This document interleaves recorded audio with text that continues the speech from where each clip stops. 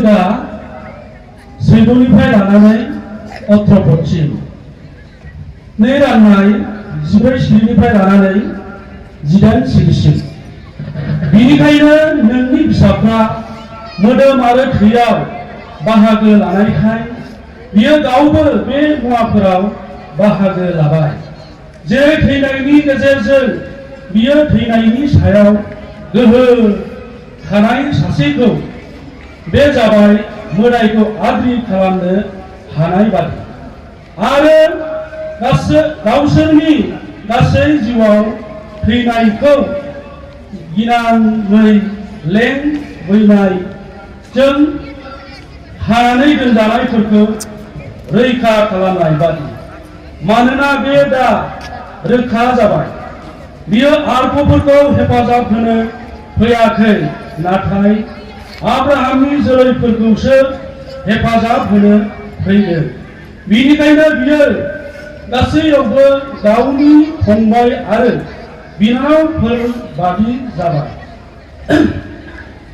जेरै बियो बिनि दाव-दाव खालामनायाव अन्थ आरो फोथायजाथाव दौरि गेदेर जानाय बादि सुबुंफोरनि जुजिनायनि थाखाय मोनसे बुलि बावनाय बादि बियो गावनो सैनांनायजों आनजाद लाजानायखाय आनजाद लाजानायफोरखौ हेफाजाब होनो हायो बेनो गोथार सानफावनि नैथि फरायनाय इसोरनि खौराङा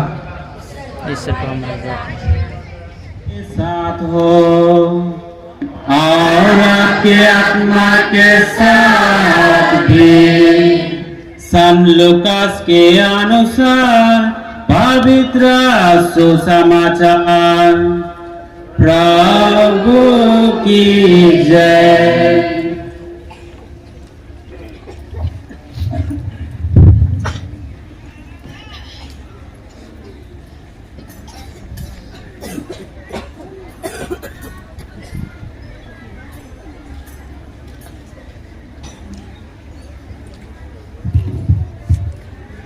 अध्याय 2 वचन संख्या 22 से लेके 40 तक।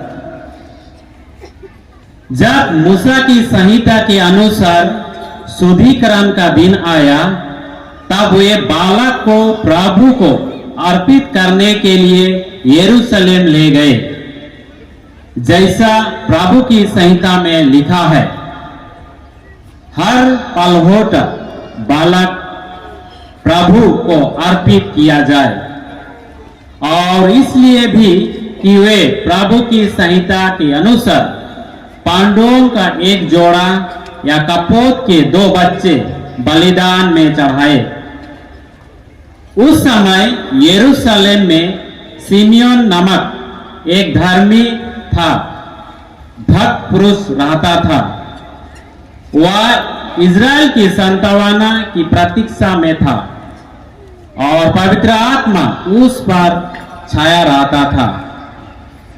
उसे पवित्र आत्मा से यह सूचना मिली थी कि वह प्रभु के मसीह को देखे बिना नहीं मरेगा। वह पवित्र आत्मा की प्रेरणा से मंदिर आया।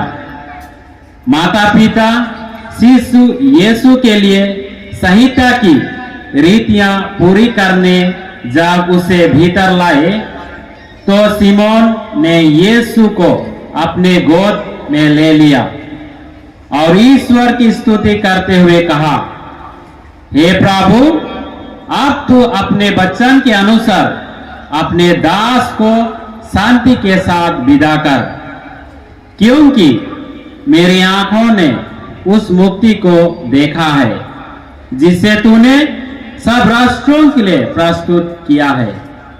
या गैर यहूदियों के संबंध के लिए ज्योति है और त्रिप राजा इज़राइल का गौरव। बालक के विषय में ये बातें सुनकर उसके माता पिता अचंभा में पड़ गए।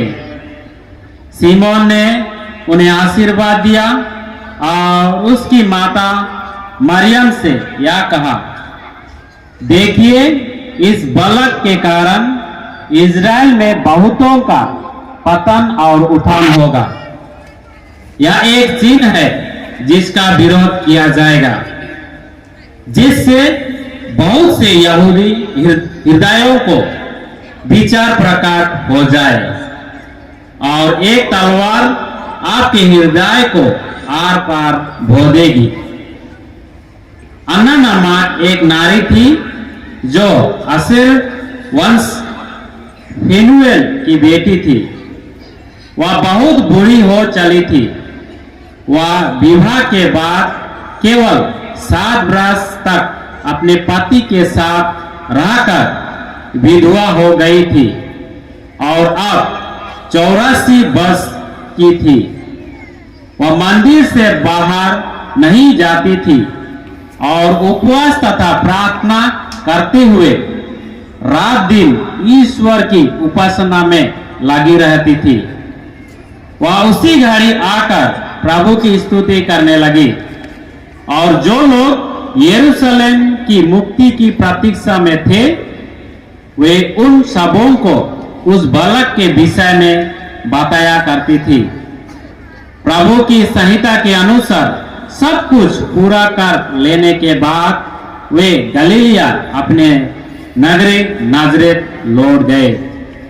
वह बालक बढ़ता गया, उसमें बालक बल तथा बुद्धि का विकास होता गया और उस पर ईश्वर का अनुग्रह बना रहा।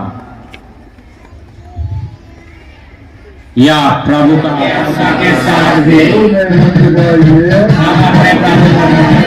हम अपने प्रभु ईश्वर को धन्यवाद दें। हे पूज्य पिता, यह परम उचित है, हमारा कर्तव्य तथा कल्याण है कि हम सदा और सर्वत्र तुझे धन्यवाद दें।